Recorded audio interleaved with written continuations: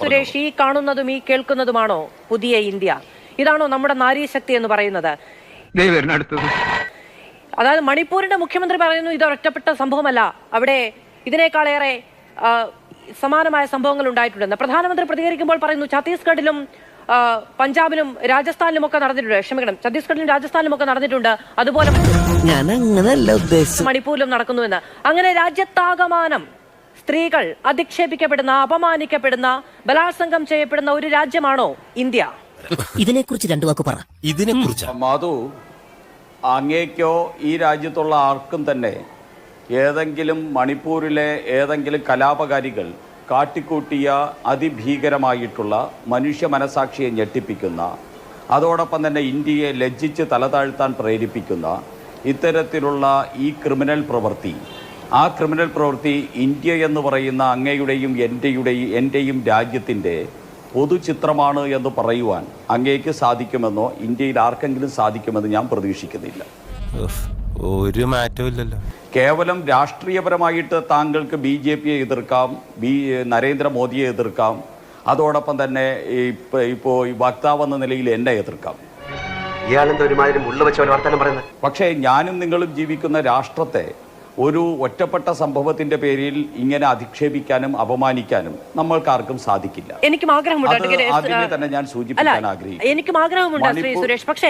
പക്ഷെ പറഞ്ഞത് പ്രധാനമന്ത്രിയാണ്. മണിപ്പൂരിലേത് ഒരു ഒറ്റപ്പെട്ട സംഭവമല്ല, ഇതുപോലെ ഇന്ത്യയിലെ പല സംസ്ഥാനങ്ങളിൽ നടക്കുന്നുണ്ട് എന്ന് പറഞ്ഞത് പ്രധാനമന്ത്രിയാണ്. അദ്ദേഹം ഒരു പക്ഷേ അങ്ങ് പറഞ്ഞ രാഷ്ട്രീയ ലക്ഷ്യം വെച്ച് കോൺഗ്രസ് ഭരിക്കുന്ന സംസ്ഥാനങ്ങളെ പ്രതിപാദിക്കുന്നതായിരിക്കാം. പക്ഷെ അദ്ദേഹം പറഞ്ഞത് ഇന്ത്യയിലെ 2 സംസ്ഥാനങ്ങളെ കുറിച്ചാണ്. അതായത് മണിപ്പൂർ ഒറ്റപ്പെട്ടതല്ല, ഇന്ത്യയിലെ മറ്റു സംസ്ഥാനങ്ങളിലും സമാനമായ അക്രമ സംഭവങ്ങൾ നടക്കുന്നുണ്ടെങ്കിൽ ഇവിടെ ഒരു കേന്ദ്ര സർക്കാർ ഉണ്ടോ? ഉത്തരം പറ.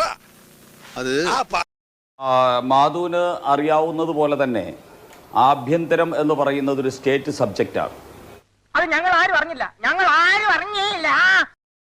അതില് കേന്ദ്ര സർക്കാരിന്റെ ഇടപെടലിന് പരിധിയും പരിമിതിയും ഉണ്ട് എന്നുള്ള കാര്യം നിയമത്തിന്റെ സാമാന്യ വിവരം അറിയാവുന്നവർക്കും ഭരണഘടനയുടെ അടിസ്ഥാന പ്രമാണം അറിയാവുന്നവർക്കും പൊതുബോധമുള്ളവർക്കും എല്ലാവർക്കും ബോധ്യമുള്ളൊരു കാര്യമാണ്. എന്നിട്ട് അത് മണിപ്പൂരിൽ മാത്രമല്ല, രാജസ്ഥാനിൽ ബലാത്സംഗങ്ങളുടെ കണക്ക് 19% വർദ്ധിച്ചിരിക്കുന്നത്. രാജ്യത്തിന്റെ ശരാശരിയേക്കാൾ ഏറെ നിൽക്കട്ടെ. പക്ഷേ എന്റെ വായിക്കാത്ത കയറി വിടുവിച്ചാലേ ശരിയാവും.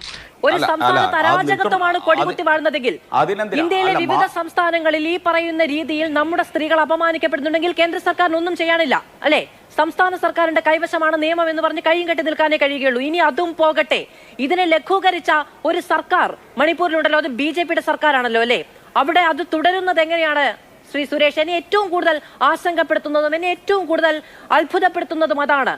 ഈ ദൃശ്യങ്ങൾ പുറത്തു വന്നിട്ട് പോലും കഴിഞ്ഞ 19 ദിവസമായി ആ സംസ്ഥാനത്തെ അങ്ങ് പറഞ്ഞ ആഭ്യന്തരം സംസ്ഥാന സർക്കാരിന്റെ ഉത്തരവാദിത്തമാണെങ്കിൽ അവിടെ ആ സർക്കാർ തുടരുന്നത് എങ്ങനെയാണ്?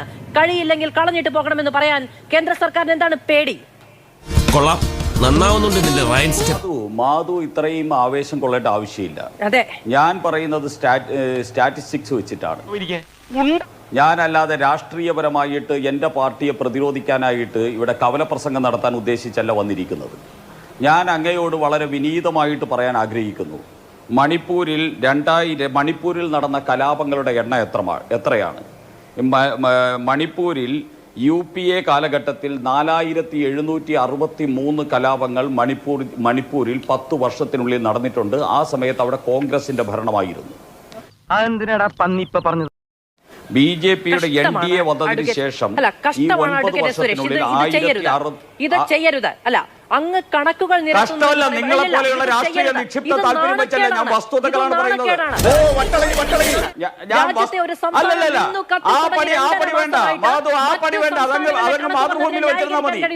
അക്രമം മാത്രം അരങ്ങേറുന്ന ഒരു സംസ്ഥാനത്തിലെ ക്രമസമാധാന നിലയെ പറ്റി ചോദിക്കുമ്പോൾ മറ്റു സംസ്ഥാനത്തിലെ കണക്ക് പറയുന്നത് അല്ല, ഈ കണക്ക് മാത്രമേ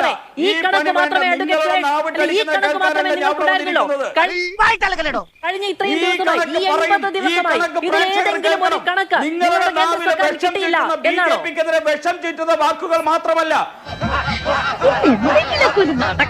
ഇത്തരത്തിൽ ബിജെപിക്കെതിരെ വിഷമോ? അങ്ങനത്തെ കവല പ്രസംഗത്തെ പറ്റി പറഞ്ഞല്ലോ അഡ്വക്കേറ്റ് സുരേഷ് കുമാർ. ഈ വിഷയം കവലകളിൽ പോയി നിന്ന് പ്രസംഗിക്കരുതേ. ജനങ്ങളുടെ പൊതു രാഷ്ട്രീയ ബോധം രൂപപ്പെടുത്തുന്ന ഇടങ്ങളിലാണ് കവല പ്രസംഗം ഉണ്ടാകുന്നത്. ഈ വിഷയവുമായി അങ്ങ് ഒരു കവലയിലേക്ക് ഇറങ്ങരുതേ. ജനങ്ങൾ കൂവും, ജനങ്ങൾ കൂവും. അഡ്വക്കേറ്റ് സുരേഷ് കുമാർ, അല്ല, ജനങ്ങൾ കൂവും. ഈ വിഷയവുമായി അങ്ങ് ഒരു കവലയിലേക്ക് ഇറങ്ങരുതേ. എന്റെ വളരെ വ്യക്തിപരമായ അപേക്ഷയാണ്. ജനങ്ങൾ കൂവും. പിന്നെ നാണക്കെടുത്തി. നിങ്ങളങ്ങനെ കൂകി തോൽപ്പിക്കരുത്. മാധു ആങ്കർ എന്ന നിലയിൽ കൂകി തോൽപ്പിക്കാൻ നിൽക്കരുത്. വസ്തുതകൾ പറയുമ്പോൾ ആ വസ്തുത പ്രേക്ഷകരെ കേൾപ്പിക്കാനുള്ള സാമാന്യ മര്യാദ കാണിച്ചിട്ട് ചർച്ച മുന്നോട്ട് നയിക്കണം. ശരി. അല്ല, പ്രേക്ഷകർ കേൾക്കൂ. ഇന്ത്യയിലെ മറ്റു സംസ്ഥാനങ്ങളിലെ കണക്കുകൾ അങ്ങ് പറയുന്നത് പ്രേക്ഷകർ കേൾക്കട്ടെ. എന്നിട്ട് മണിപ്പൂർ ഒരു ഒറ്റപ്പെട്ട സംഭവമല്ല എന്ന് ഈ രാജ്യം എങ്ങനെയാണെന്ന് പ്രേക്ഷകർ മനസ്സിലാക്കട്ടെ. അങ്ങ് പറയൂ, ഞാൻ കേൾക്കാം, ക്ഷമയോടെ കേൾക്കാം. മറ്റ് സംസ്ഥാനങ്ങളെ കുറിച്ചല്ല ഞാൻ പറയുന്നത്. മാധു ഇങ്ങനെ ആക്രാന്തപ്പെട്ട് വെപ്രാളപ്പെട്ട് ചാടി ആരെ സംരക്ഷിക്കാനാ ശ്രമിക്കുന്നത്?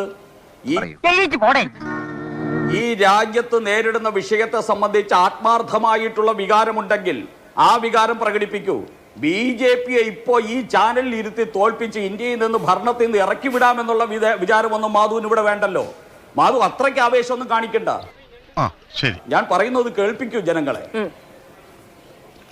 ഇനി കലാപങ്ങൾക്ക് ഇന്ത്യക്ക് ഈ മണിപ്പൂരിൽ മാത്രം 10 വർഷത്തിനുള്ളിൽ 2004 മുതൽ 2014 4763 വർഗീയ സംഘർഷങ്ങളും ഇതോട് ഗോത്ര സംഘർഷങ്ങളും നടന്നിട്ടുണ്ട്.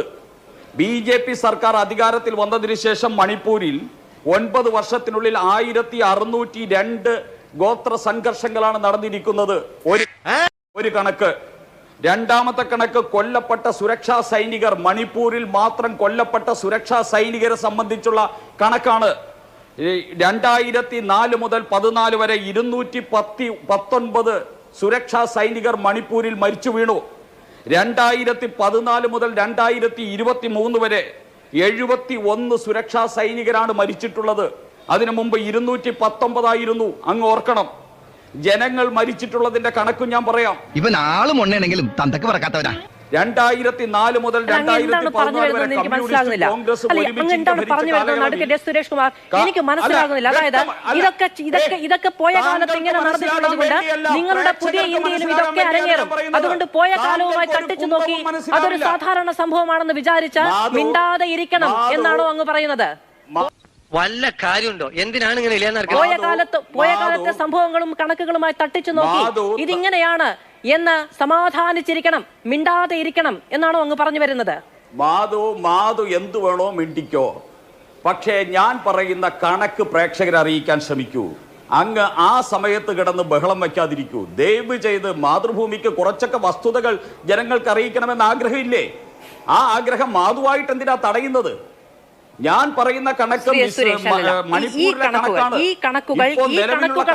ഈ കണക്കുകളൊക്കെ അങ്ങേക്ക് കിട്ടി അതേ സോഴ്സിൽ നിന്ന് എടുക്കാൻ പര്യാപ്തരായവരും രാഷ്ട്രീയ ബോധമുള്ളവരും മിനിമം അറിവുള്ളവരും ഒക്കെയാണ് നമ്മുടെ സമൂഹത്തിലുള്ള എല്ലാ മനുഷ്യരും. ഈ കണക്കുകൾ അവർക്കും കിട്ടും. അവർക്ക് അറിയേണ്ടത് രാഷ്ട്രീയമായ ഉത്തരമാണ്. കഴിഞ്ഞ 80 ദിവസമായി വിടാതിരുന്ന രാഷ്ട്രീയമായ ഉത്തരം അതാണ് വേണ്ടത്. രാഷ്ട്രീയ അന്ധത ബാധിച്ചു പോയി. നിങ്ങൾക്ക് ചുമപ്പ് കണ്ണാടി വെച്ചിട്ടും പച്ച കണ്ണാടി വെച്ചിട്ടുമാണ് നോക്കുന്നത്. നിങ്ങൾ രാഷ്ട്രീയ അന്ധത ബാധിച്ചു പോയി. അതുകൊണ്ട് ഈ കണക്ക് കിട്ടില്ല. ഈ കണക്ക് ബിജെപി തന്നെ പറയണം. സുരേഷ് കുമാർ, എന്താണ് ഈ ചുവപ്പും പച്ചയും? ഞാൻ ഒരു കാവി കണ്ണാടിയും വെച്ചിട്ടില്ല, ഒരു ചുവപ്പ് കണ്ണാടിയും വെച്ചിട്ടില്ല, ഒരു പച്ച കണ്ണാടിയും വെച്ചിട്ടില്ല. അതുകൊണ്ട് ഞാൻ കണ്ടുപോയത് ഈ ജീവിതത്തിൽ, ഈ ജന്മത്തിൽ ഞാൻ കാണാൻ പാടില്ല എന്ന് വിചാരിക്കുന്ന ഒരു കാഴ്ചയാണ്. ആ കാഴ്ചയെ പറ്റിയാണ് ഞാൻ ചോദിക്കുന്നത്. ശ്രീ സുരേഷ്, എനിക്ക് കണക്കുകളല്ല, ഇതിന്റെ രാഷ്ട്രീയമായ ഉത്തരമാണ് ഞാൻ അങ്ങയിൽ നിന്ന് തിരഞ്ഞത്. അതുകൊണ്ടാണ് ഞാൻ അങ്ങയോട് ആ വിധത്തിൽ സംസാരിച്ചതും അങ്ങനോട് ക്ഷമിക്കുമല്ലോ. ഞാൻ അങ്ങനെയൊക്കെ തിരികെ വരാം. ശ്രീ പ്രമോദ് പുഴങ്കര, അതാ നോക്കൂ, നമ്മുടെ രാജ്യത്ത് വിവിധ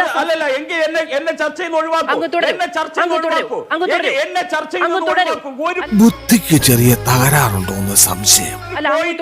ഒരു പോയിന്റ് പോലും പ്രേക്ഷകരോട് പറയാൻ അനുവദിക്കാതെ എന്തിനാണ് ബിജെപി വിളിച്ച് ചർച്ചയിലിരിക്കുന്നത്? ഒരു പോയിന്റ് പോലും ബിജെപിയുടെ ഭാഗത്ത് നിന്ന് പ്രേക്ഷകരെ കേൾപ്പിക്കാൻ അനുവദിക്കാതെ നിങ്ങൾ എന്തിനാണ് ബിജെപിയെ വിളിച്ചത്? ശ്രീ സുരേഷ് അങ്ങ് പറയൂ, പൂർത്തിയാക്കൂ, ഞാൻ കേൾക്കാം. മാധു, ഇത് മാധുവിന് വേണ്ടിയോ ഈ പാനലിൽ ഇരിക്കുന്ന ആർക്കും വേണ്ടിയല്ല ഞാൻ പറയുന്നത്. ഈ മാതൃഭൂമി പ്രേക്ഷകരായിട്ടുള്ള പൊതുജനത്തിന് വേണ്ടിയാണ് ഞാൻ പറയുന്നത്. ഞാൻ പറയുന്നത് മിസോറാമിൽ നടന്നത്, മണിപ്പൂരിൽ നടന്നത് അങ്ങേയറ്റം ദൗർഭാഗ്യകരമായിട്ടുള്ളതാണ്. ഞാനും നിങ്ങളും ഉൾപ്പെടെയുള്ള എല്ലാവരെയും ലജ്ജിപ്പിച്ച് തല താഴ്ത്തുന്ന ഗതികെട്ട സാഹചര്യം തന്നെയാണ്. അതിൽ നമുക്ക് ആർക്കും അഭിപ്രായ വ്യത്യാസമില്ല. പക്ഷേ നിങ്ങൾ BJP അടച്ചാക്ഷേപിക്കുന്ന സമയത്ത് താങ്കൾ മനസ്സിലാക്കണം, അവിടെ ഏറ്റവും കുറച്ച് ക്രിമിനൽ കേസുകൾ നടന്നിരിക്കുന്നത് ഇപ്പോൾ BJP ഭരിക്കുന്ന സമയത്താണ്. ഭയങ്കരം തന്നെ. ഇതിന്റെ 3 ഇരട്ടി ക്രിമിനൽ കേസുകളും 3 ഇരട്ടി കൊലപാതകങ്ങളും 3 ഇരട്ടി സുരക്ഷാ സൈനികർ മരണപ്പെടുകയും 3 ഇരട്ടി ബലാത്സംഗങ്ങൾ നടക്കുകയും ചെയ്തിട്ടുള്ള ചരിത്രമാണ് കമ്മ്യൂണിസ്റ്റുകാരും കോൺഗ്രസുകാരും ഒരുമിച്ച് ഇന്ത്യ ഭരിച്ചപ്പോൾ ഉള്ളത് എന്ന് ഒരു വസ്തുത സംഖ്യയുടെ അടിസ്ഥാനത്തിൽ ഞാൻ പറഞ്ഞാൽ നിങ്ങൾ എന്തിന് വിറളി പിടിക്കണം? കമ്മ്യൂണിസ്റ്റുകാരും കോൺഗ്രസുകാരും വിരണ്ടോടിയാൽ സമ്മതിക്കാം. ഇനി മറ്റൊന്ന്, അവിടെ അന്വേഷണം 4 പ്രതികൾ അറസ്റ്റ് ചെയ്തിരിക്കുന്നു. കുറച്ച് വൈകി എന്നുള്ളതൊരു വസ്തുതയാണ്.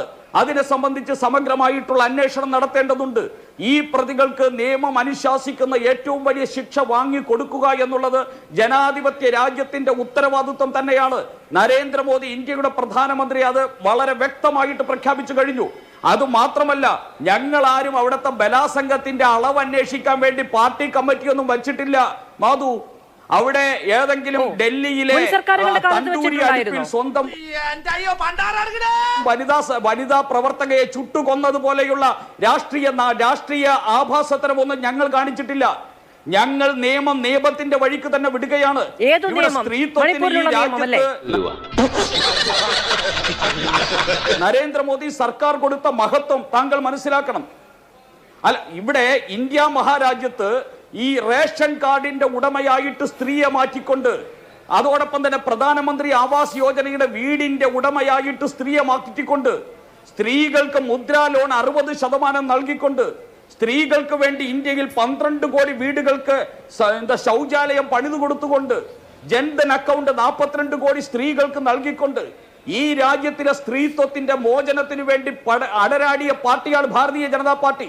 18 വയസ്സിൽ നിന്ന് 21 വയസ്സായിട്ട് പെൺകുട്ടികളുടെ വിവാഹപ്രായം ഉയർത്തിക്കൊണ്ട്, മുത്തലാഖ് എന്ന് പറയുന്ന കമ്മ്യൂണിസ്റ്റുകാരനും കോൺഗ്രസുകാരും സംരക്ഷിക്കുന്ന മുത്തലാഖിനെ നിരോധിച്ചുകൊണ്ട് നിരോധിച്ചുകൊണ്ട് സ്ത്രീകൾക്ക് മോചനം നൽകിക്കൊണ്ട് ഈ നാട്ടിൽ സ്ത്രീത്വത്തിന് വേണ്ടി വിപ്ലവകരമായിട്ടുള്ള ഞാൻ ഇടപെട്ടപ്പോഴൊക്കെ, ഞാൻ മറ്റതിലേക്ക് പോകാൻ ശ്രമിച്ചപ്പോഴൊക്കെ അങ്ങ് നിർബന്ധബുദ്ധിയായി ഇടപെട്ടതുകൊണ്ട് അങ്ങ് അവസാനിപ്പിക്കാൻ ഞാൻ കാത്തു നിൽക്കുകയായിരുന്നു. ശ്രീ സുരേഷ്, ശരി, ഈ പദ്ധതികളൊക്കെ അവിടെ നിൽക്കുന്നുണ്ട്. ഈ പദ്ധതികളൊക്കെ അവിടെ നിൽക്കുന്നു.